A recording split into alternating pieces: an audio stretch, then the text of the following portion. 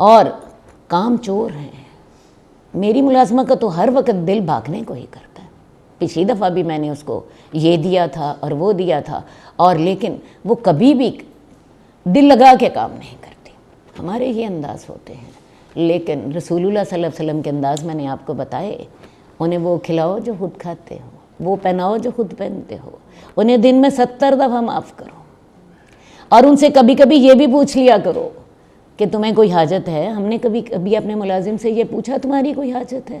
کیا خیال ہے ان کی ضرورتیں نہیں ہوتی؟ ان کے بچے نہیں ہوتے؟ کبھی ہم نے ان سے پوچھا ہاں بھی تمہارا بچہ بیمار تھا، لاؤ میں علاج کرا دوں.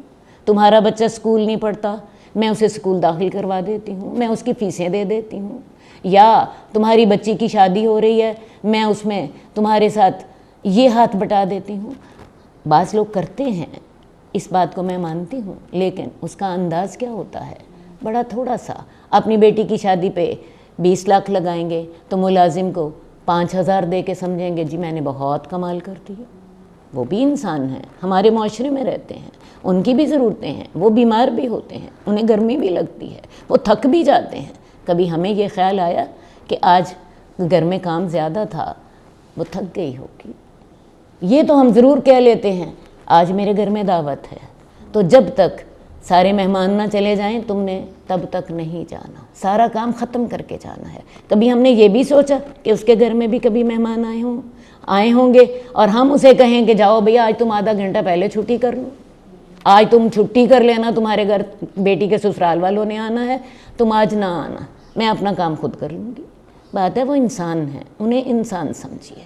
رسول اللہ صلی اللہ علیہ وسلم اپنے ملازموں کو زمین بھی دے دیتے. ہم نے کبھی ایسی بات میرا حال خواب میں بھی سوچی نہیں ہوگی، خواب میں بھی کبھی سوچی نہیں ہوگی.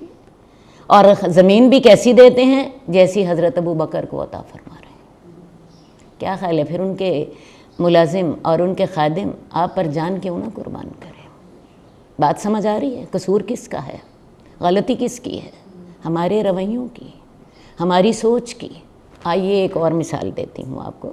حضرت انس بن مالک نے آپ کی 10 سال خدمت کی. اللہ کے رسول صلی اللہ علیہ وسلم مدینہ جب تشریف لائے تو آپ کو ایک خادم کی ضرورت تھی. حضرت انس بن مالک کی والدہ ام سلیم رسول اللہ صلی اللہ علیہ وسلم کے پاس اپنے بیٹے کو لے کر آئیں. ان کی عمر اس وقت 10 سال کی ہے، اور کہنے لگیں یا رسول اللہ یہ انس آپ کی خدمت کرے گا. رسول اللہ صلی اللہ علیہ وسلم کی اب وہ خدمت کرنے لگ گئے، دن رات ان کے ساتھ رہتے.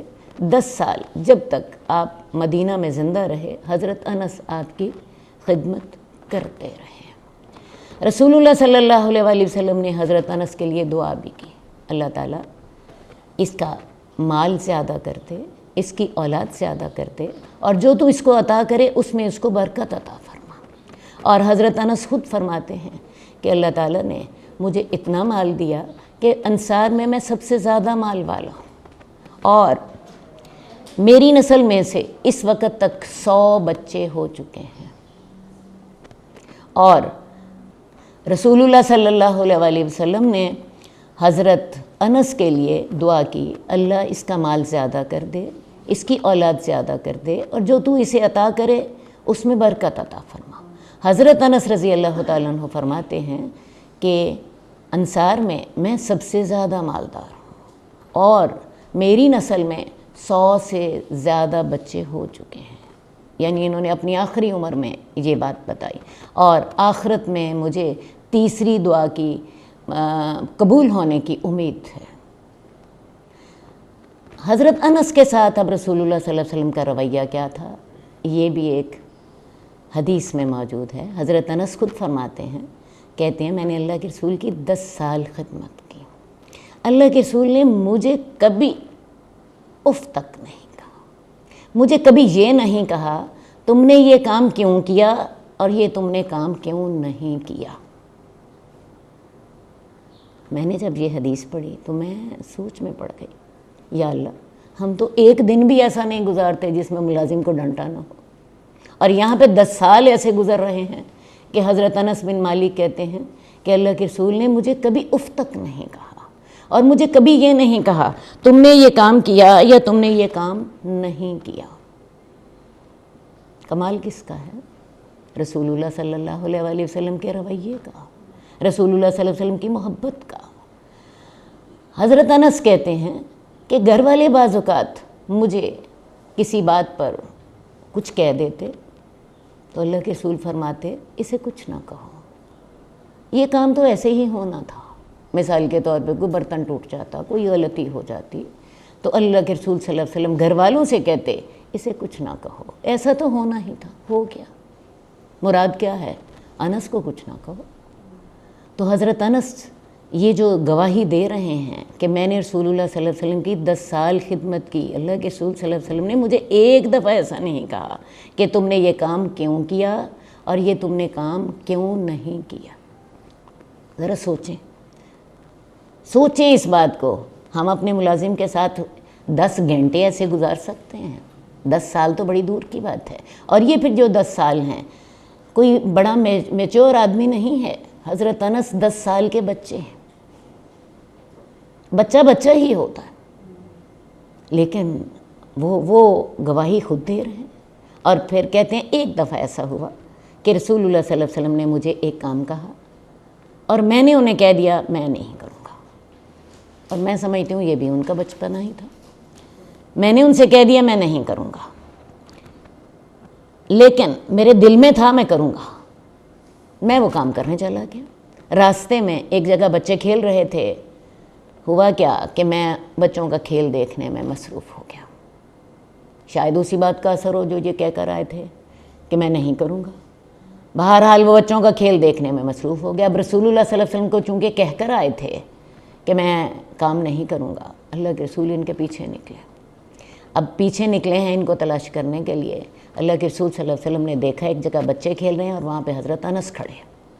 حضرت انس کہتے ہیں کہ اچانک مجھے محسوس ہوا کہ میری گردن پر یہاں کسی نے پیچھے ہاتھ رکھا ہے۔ کہتے ہیں میں نے ذرا مڑ کے دیکھا، اللہ کے رسول تھے اور مجھے بڑے پیار سے کہہ رہے تھے یا انیس،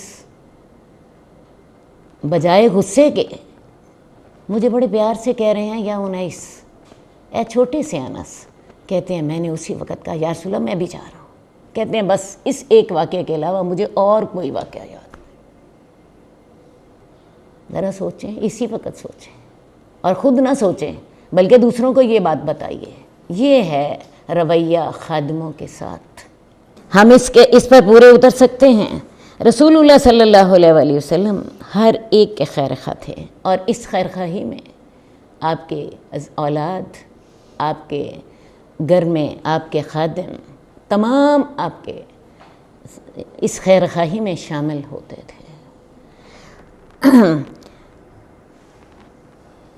آفیسز میں بہت سے ملازم کام کر رہے ہوتے ہیں اور ان کے افسر جو ہوتے ہیں انہوں نے ان سے کام لینا ہوتا ہے۔